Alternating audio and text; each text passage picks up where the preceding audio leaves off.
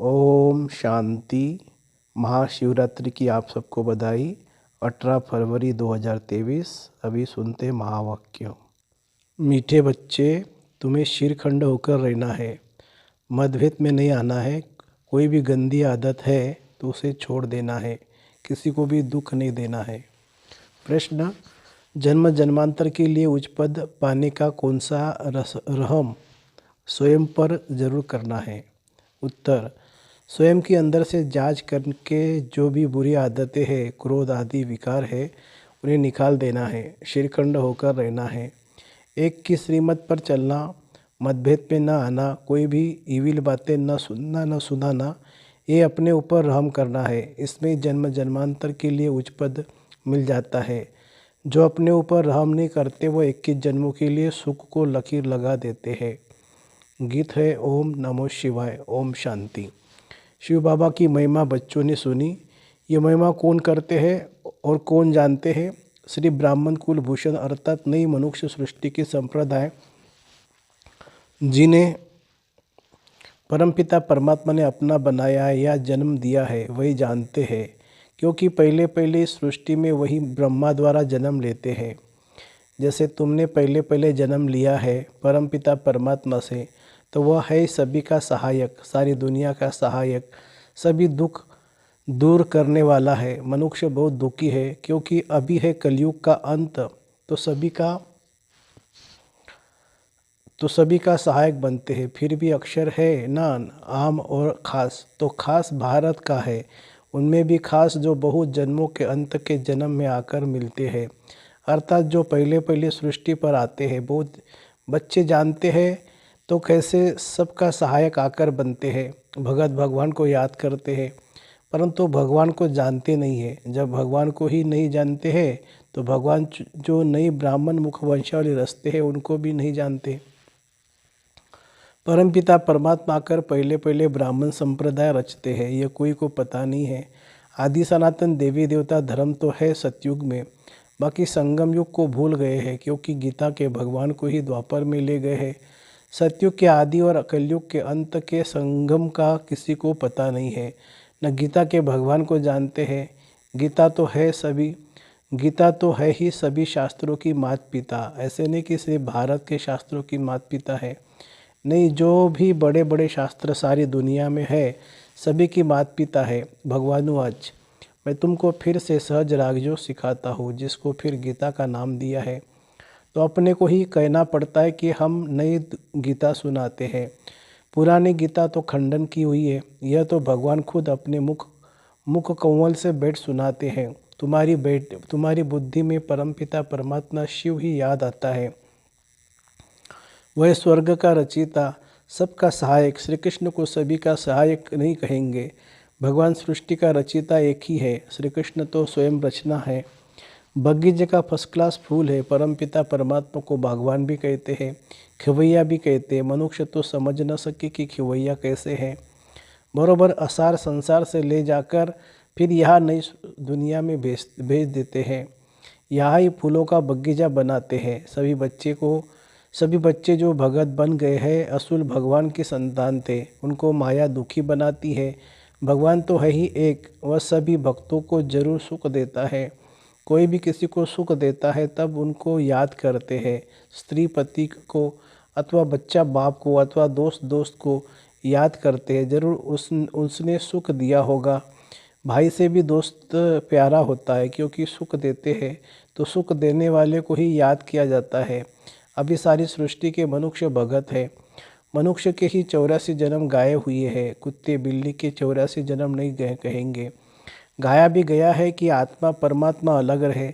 इस समय मेला होता है, परमपिता परमात्मा सभी बच्चों के बीच आते हैं। महफिल लगी हुई है ना, एक होती है सुख की महफिल, दूसरी होती है दुख की। सतयुग में है सुख की महफिल, यहाँ तो दुख की कहेंगे।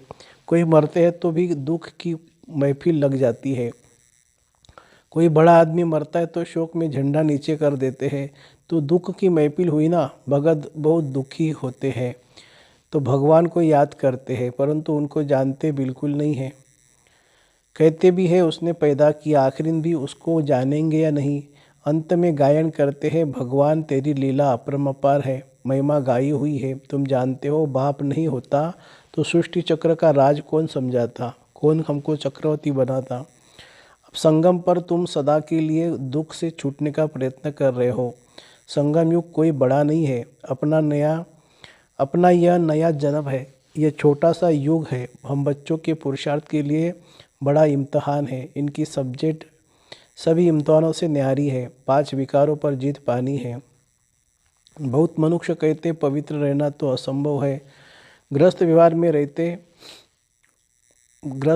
में रहते हुए माया को जीतना तो बड़ा मुश्किल है। समझते हैं ऐसा उस्ताद तो मिल न सके। सन्यासियों भी घर बार छोड़ने बगैर पवित्र रह नहीं सकते। तो बाप इस माया पर जीत पाने की युक्ति बताते हैं, जैसे कलब पहले भी सिखाई थी। जब बाबा सिखाते हैं तब हम भगत से ज्ञानी बनते हैं। इसको ही भारत का प्राचीन ज्ञान और योग कहा जाता है। इसको दुनिया में कोई भी नहीं जानते। बाप समझाते यह ज्ञान प्राय लोप हो जाता है और यह देवता धर्म भी लोप हो जाता है। ड्रामा में ही ऐसा है, जब प्राय लोप हो जाए, सृष्टि दुखी हो, तब तो भगवान आकर फिर से स्थापन करे। यह भी कोई को पता नहीं कि कलयुग की आयु कब पूरी होती है। तुम ही बाप को और इस ड्रामा के आदि मध्य अंत को जानते हो। देखने में कितने साधारण हो, कुब्जा अहिल्या है, परंतु नॉलेज कितनी ऊंची है। अपने सारे 84 जन्मों के चक्र को तुम जानती हो। थोड़ा भी कोई याद करे तो भी अच्छा, परंतु कोई प्रश्न पूछे और उत्तर देना ना आए तो बोलना चाहिए कि हम अभी पढ़ रहे हैं, हमसे बहुत तीखे हैं। वह आपको अच्छी रीति समझा सकेंगे। अपना अहंकार नहीं रखना चाहिए, कह देना चाहिए हमारी बड़ी बहन जी बहुत तीखी है। आप फिर कोई समय आना तो वह समझाएगी। समझो कोई ऐसा प्रश्न निकलता है तो तीखी भी उसका उत्तर नहीं दे सकती तो बोलना चाहिए कि हम सब पढ़ रहे हैं, अंत तक पढ़ते रहेंगे, गुह्य से गुह्य नॉलेज सुनते रहेंगे। ये पॉइंट अभी हमको समझाई नहीं गई है। यह तो ज़रूर है, इतना समय जो पढ़ा है तो ज़रूर अजून गुह्य पॉइंट रही हुई है, तो सुनाते रहेंगे। स्कूल में भी धीरे धीरे पढ़ाया जाता है। ऐसे थोड़ी एक दिन में सारी नॉलेज मिल जाती है, वैसे यहाँ भी पढ़ाई में, योग लगाने में, आप समान बनाने में समय लगता है। बाप दिन प्रतिदिन सहज कर समझाते हैं। भगवान एक है, उनको ही सब याद करते हैं। भगवान ही हेविन स्थापन करते हैं, तो जरूर देवता बनाने के लिए संगम पर ही राजयोग सिखलाएंगे। तो मैनर्स भी ऐसे चाहिए। जब पाप खत्म हो तब तो विजय माला का दाना बने, टाइम लगता है। यह है सुहावना संगम का मेला। समझाना है सारी दुनिया के मनुष्य भगत है, साधना करते हैं भगवान के लिए कि वह परमात्मा आकर सभी को वापस ले जाए, मुक्ति जीवन मुक्ति का ज्ञान दे देवे, देवता धर्म की स्थापना करे। सन्यासी तो समझते सुख कागविष्टा के समान है, सो तो जरूर इस दुनिया का सुख ऐसा है। परंतु क्या भारत में कभी सुख नहीं था? सन्यासी तो पसंद करते मुक्ति को, वह कभी जीवन मुक्ति का ज्ञान दे न सके। भगवान को आकर राजयोग सिखाना है, सन्यासियों को नहीं सिखाना, क्योंकि वह कोई आदि सनातन देवी देवता धर्म स्थापन नहीं करते।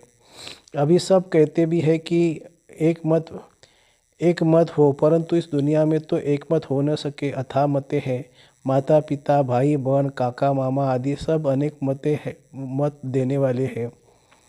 उन पर नहीं चलना है, एक की ही श्रीमत पर चलना है। भगवान आकर एक श्रीमत देते हैं जो फिर एक मत की राजधानी हो जाती है।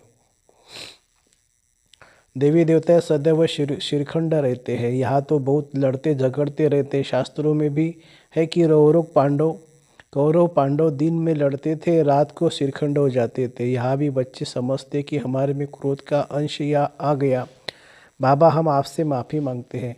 तो तुमको भी देखना चाहिए, सारे दिन में किसी को दुख तो नहीं दिया, किससे मतभेद में तो नहीं आए, किससे इविल तो नहीं बोला, जिससे कोई दुख हुआ हो। इविल तो कभी नहीं सुनना चाहिए। ऐसा कुछ देखा सुना तो बाप को बतलाना चाहिए। बाप ही बच्चों को सब समझाते हैं, नहीं तो आदत पक्की हो जाए। कोई में कोई भी गंदी आदत है तो छोड़ देना चाहिए, नहीं तो पद भ्रष्ट हो पड़ेंगे। बादशाह के आगे प्रजा के नौकर चाकर गरीब ही कहेंगे ना, ये मजदूर लोग क्या है।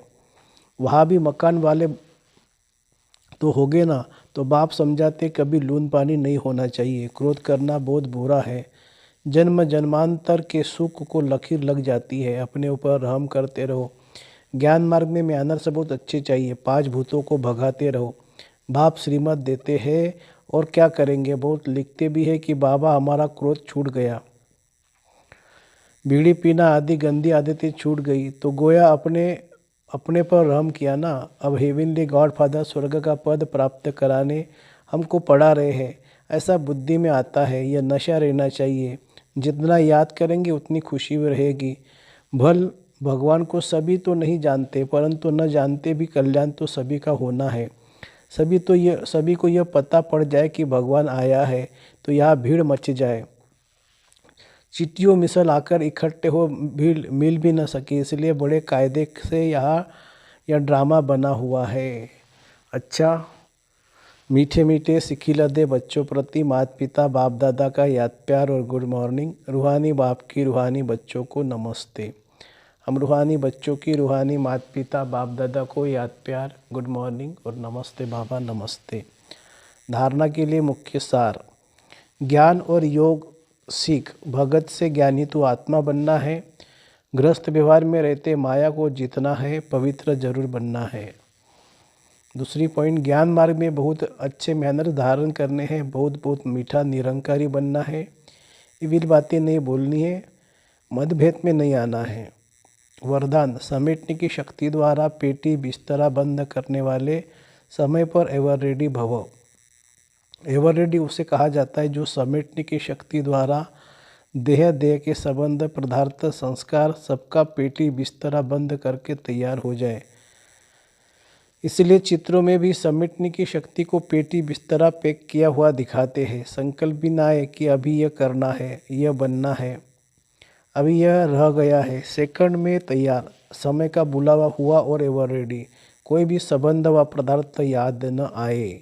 स्लोगन है, परमात्मा के गुणों और शक्तियों के स्वयं में धारण करना ही महान तपस्या है। परमात्मा के गुणों और शक्तियों को स्वयं में धारण करना ही महान तपस्या है। अच्छा, ओम शांति।